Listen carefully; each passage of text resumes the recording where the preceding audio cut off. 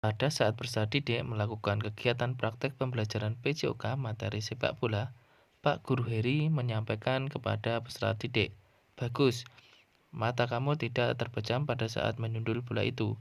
Lihat bolanya ya.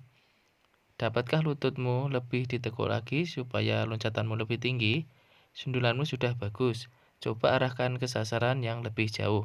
Berikut ini indikator-indikator penting dalam pemberian feedback atau umpan balik yang dilakukan guru PJOK selama proses pembelajaran, kecuali A. Mengerti menerima perasaan atau berempati peserta didik. B. Berterus terang dalam memberikan hasil observasi terhadap kemampuan peserta didik. C. Mengoreksi kesalahan yang dilakukan oleh peserta didik. D. Memberikan penjelasan terhadap kesalahan yang dilakukan peserta didik. E. Sebagai penguat atas tindakan atau perilaku yang sudah dilakukan peserta didik. Pembahasannya, indikator yang tidak termasuk dalam pemberian feedback atau umpan balik yang dilakukan oleh guru PJOK selama proses pembelajaran adalah A. Mengerti dan menerima perasaan atau berempati peserta didik.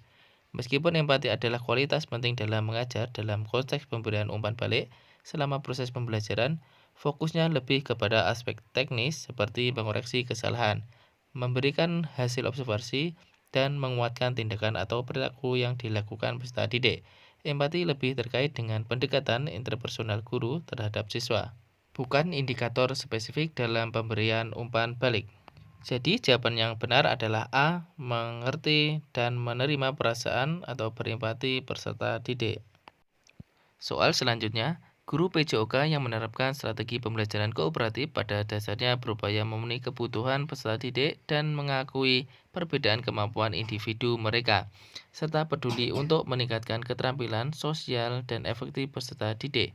Untuk mencapai tujuan tersebut, guru harus menyadari bahwa A. Seperti juga strategi yang lain, keuntungan yang bisa diperoleh dari strategi kooperatif merupakan tingginya frekuensi keterlibatan peserta didik dalam pembelajaran berkelompok. B. Peserta didik harus dilibatkan dalam kegiatan kerjasama untuk menguasai keterampilan tertentu sehingga kemampuan mereka otomatis terbentuk. C. Hasil yang positif dapat dicapai hanya jika tujuan yang diberikan kepada peserta didik bermakna. Peserta didik diajari bagaimana cara bekerja sama dan akuntabilitas untuk proses dan hasil dari pengalaman belajar itu terbukti nyata kepada peserta didik. D. Peserta didik memiliki perasaan bahwa mereka dihargai dan diakui oleh teman lainnya sehingga posisi mereka dipandang sama dan setara. E.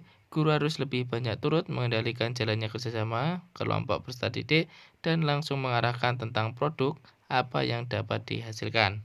Pembahasannya, jawaban yang paling tepat adalah C. Hasil yang positif dapat dicapai hanya jika tujuan yang diberikan kepada peserta didik bermakna. Peserta didik diajari bagaimana caranya bekerja sama, dan akuntabilitas untuk proses dan hasil dari pengalaman belajar itu terbukti nyata kepada peserta didik. Pembelajaran kooperatif yang efektif tidak hanya melibatkan kerjasama dalam kelompok, tetapi juga memastikan bahwa peserta didik memahami tujuan yang jelas, memiliki keterampilan bekerja sama, dan memiliki akuntabilitas terhadap hasil. Dengan demikian, pembelajaran ini lebih berguna dan bermanfaat bagi perkembangan sosial dan efektif peserta didik.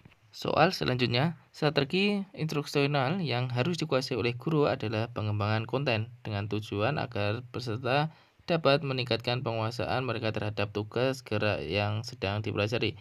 Tahapan pengembangan konten meliputi ekstensi, penghalusan, dan aplikasi. Berikut adalah ciri-ciri penerapan ekstensi. A. Meningkatkan tingkat kesulitan tugas gerak ketika peserta didik terlalu mudah mempelajari tugas gerak yang diberikan, atau menurunkan kompleksitas tugas gerak ketika mereka mengalami kesulitan dalam mempelajarinya. B. Berupa komunikasi kepada peserta didik untuk menaruh perhatian terhadap kualitas performa mereka sendiri. C. Kepedulian terhadap kualitas kinerja peserta didik dapat ditunjukkan oleh umpan balik guru kepada kelas atau individu peserta didik tentang bagaimana kinerja mereka. D. Guru memberikan kesempatan kepada peserta didik untuk menggunakan keterampilannya dengan cara menerapkannya pada situasi gerak tertentu seperti dalam permainan. E. Menantang peserta didik untuk berkompetensi dengan temannya dalam pembelajaran. Pembahasannya, ciri penerapan ekstensi dalam pengembangan konten adalah A. Meningkatkan tingkat kesulitan tugas gerak ketika peserta didik terlalu mudah mempelajari tugas gerak yang diberikan atau menurunkan kompleksitas tugas gerak ketika mereka mengalami kesulitan dalam pembelajarannya. Ekstensi berfokus pada penyesuaian tingkat kesulitan tugas gerak untuk memastikan bahwa peserta didik selalu memiliki tantangan yang sesuai dengan kemampuan mereka. Jika suatu tugas terlalu mudah, guru meningkatkan tingkat kesulitannya, sedangkan jika terlalu sulit, kompleksitasnya dikurangi agar peserta didik tetap dapat berproses dalam pembelajaran. Soal selanjutnya, gaya mengajar ditentukan oleh pengambilan keputusan yang mungkin terjadi di dalam 3 wilayah keputusan, baik oleh guru maupun oleh peserta didik, yaitu pengaturan pradampak, pre-impact setting, pengaturan dampak, impact setting, dan pengaturan pasca dampak, post-impact setting. Pembelajaran yang keputusannya dominan diambil oleh peserta didik diwakili oleh gaya-gaya berikut kecuali A. Independent learning, B. Convergent discovery style, C. Style teaching, D. Particle style, E. The linear station individual program. Pembahasannya, pembelajaran yang keputusannya dominan diambil oleh peserta didik diwakili oleh gaya-gaya berikut kecuali jawabannya adalah D. Practice style. Practice style gaya berarti adalah gaya mengajar di mana guru memberikan instruksi kemudian peserta didik mempraktikkan tugas yang diberikan dengan ruang yang terbatas untuk pengambilan keputusan mandiri. Sementara gaya seperti independent learning, convergent discovery style, self-teaching, dan the learning design individual program lebih berfokus pada kemandirian dan pengambilan keputusan oleh peserta didik. Lanjut soal berikutnya, model pendidikan gerak merupakan model kurikulum yang menawarkan konten bernuansa non-olahraga, di mana konten diwakili ungkasan tegas dan seorang ahli, yaitu movement is the context of physical education.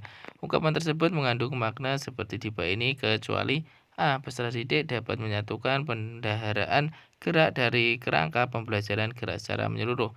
B. Peserta didik dapat mengkomunikasikan gerakan mereka dengan guru dan peserta didik lain hingga tercipta lingkungan belajar yang menyenangkan untuk semua peserta didik. C. Model ini menyediakan sebuah rangkaian utuh tentang pengalaman gerak yang berkelanjutan untuk keseluruhan jenjang pendidikan, mulai dari sekolah dasar hingga menengah atas. D. Semua peserta didik dipandang sudah mampu melakukan gerak dasar fundamental, sehingga pendidikan gerak dipandang tidak tepat diberikan lagi karena tidak membantu peserta didik untuk menguasainya. E. Dengan menekankan gerak dasar fundamental, peserta didik akan banyak mengalami pengalaman sukses, karena semua peserta didik sudah memiliki kompetensi yang cukup untuk melakukan secara fungsional. Pembahasannya, ungkapan movement is the concept of physical education mengandung makna seperti di bawah ini, kecuali jadi jawabannya D. Semua peserta didik dipandang sudah mampu melaksanakan gerak dasar fundamental, sehingga pendidikan gerak dipandang tidak diberikan lagi karena tidak membantu peserta didik untuk menguasainya.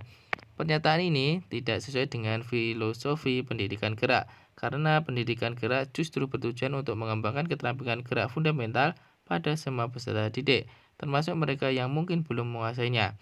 Pendidikan gerak harus mencakup semua level kemampuan, membantu setiap peserta didik untuk belajar dan berkembang dalam keterampilan gerak mereka, bukan mengabaikan atau menganggap bahwa mereka sudah mampu.